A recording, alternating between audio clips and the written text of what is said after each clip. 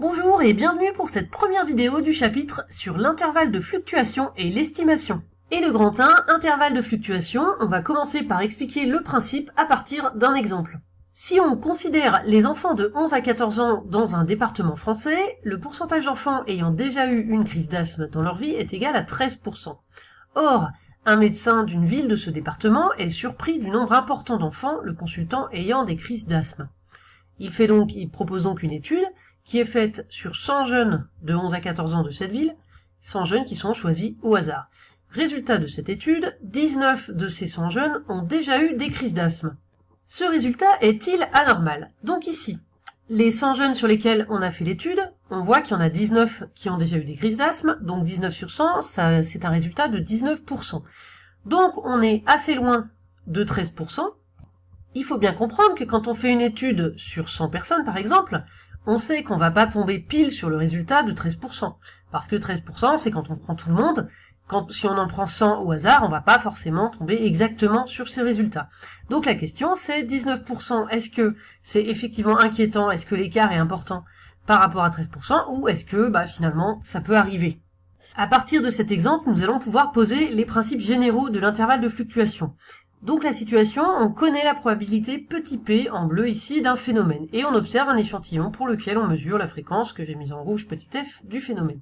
Petit p, c'est donc la probabilité qui est théorique, ou alors la proportion dans l'ensemble de la population. Dans notre exemple, petit p, c'est 13%, puisque sur le département complet, la proportion donc de jeunes qui ont eu une crise d'asthme, c'est 13%. Et puis petit f, c'est la fréquence observée sur l'échantillon. Dans notre exemple, l'échantillon, c'est les 100 jeunes sur lesquels on fait une étude. Et donc la fréquence observée petit f, dans notre exemple, c'est 19%.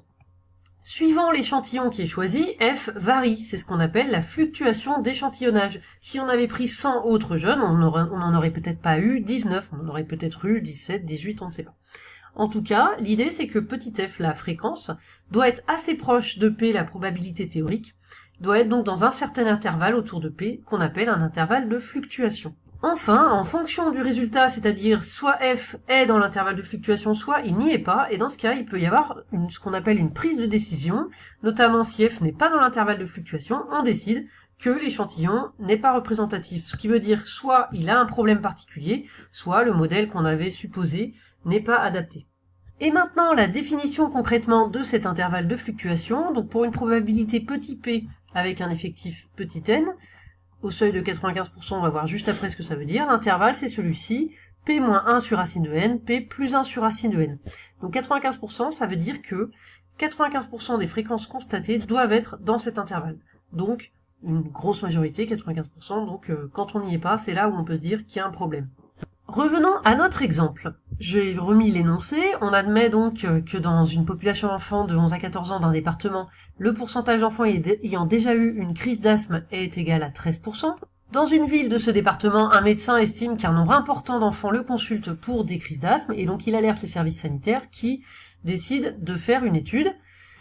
Pour cette étude, ils prennent 100 jeunes de 11 à 14 ans, et voilà la décision qui est, la règle de décision qui est donc décidée par les services sanitaires. Si la proportion n'est pas dans l'intervalle de fluctuation de 95%, donc si on est au-delà de l'intervalle, eh bien alors une étude plus complète sera mise en place. Et cette étude plus complète sera mise en place pour déterminer quels sont les facteurs de risque, qu'est-ce qui peut expliquer qu'on a plus de crises d'asthme dans cette ville. Pour résoudre ce problème, nous allons commencer par déterminer l'intervalle de fluctuation au seuil de 95% de la proportion de jeunes de 11 à 14 ans ayant eu une crise d'asthme dans un échantillon de taille 100. Donc ici, dans notre problème, la probabilité petit p c'est 13%, donc 0,13. 13% c'est 13 sur 100, donc 0,13. Et n c'est la taille de l'échantillon, donc ici 100 jeunes. L'intervalle de fluctuation, on a eu la définition juste avant, donc c'est p moins 1 sur racine de n, p plus 1 sur racine de n. On fait le calcul, p moins 1 sur racine de n, donc p 0,13. Moins 1 sur racine de n, donc 1 sur racine de 100, ce qui fait 1 sur 10 en fait, donc on obtient 0,03. P plus 1 sur racine de n, donc l'autre borne de l'intervalle, pareil, 0,13 plus 1 sur racine carrée de 100, ce qui fait 0,23. Donc finalement l'intervalle de fluctuation pour ce problème, c'est 0,03, 0,23. Connaissant maintenant cet intervalle, il nous reste à déterminer si l'étude qui a été menée montre qu'il y a un problème, qu'il y a une inquiétude particulière. Donc, pour cet échantillon, la fréquence, puisqu'on a trouvé 19 sur 100, c'est 19 sur 100, 0,19. Or, 0,19 est dans cet intervalle, 0,19 c'est plus petit que 0,23 et c'est plus grand que 0,03, donc c'est dans l'intervalle. Donc, avec cette étude, on estime qu'il n'y a pas de raison de s'inquiéter, et il n'y aura donc pas d'étude plus complète. Poursuivons tout de même avec cet exemple, le médecin n'est pas convaincu par cette conclusion, il pense que le nombre de personnes interrogées, donc on a interrogé 100 jeunes, était insuffisant.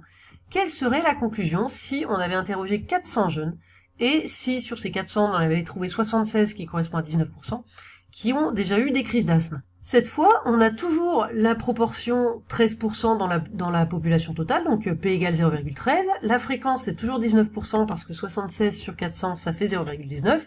Mais ce qui change, c'est la taille de l'échantillon, le N. N ici vaut 400. Donc on calcule le nouvel intervalle de fluctuation, puisque maintenant il faut faire P moins 1 sur racine de N avec N qui vaut 400. On trouve 0,08. Et P plus 1 sur racine de N, 0,18. Donc le nouvel intervalle de fluctuation avec 400 jeunes, il est plus précis autour de P. 0,08, 0,18. Et donc cette fois, la fréquence observée 0,19 n'est pas dans l'intervalle puisque 0,19 est plus grand que 0,18. Donc dans ce cas, on en conclut que le nombre de crises d'asthme chez les 11-14 ans dans cette ville est anormalement élevé.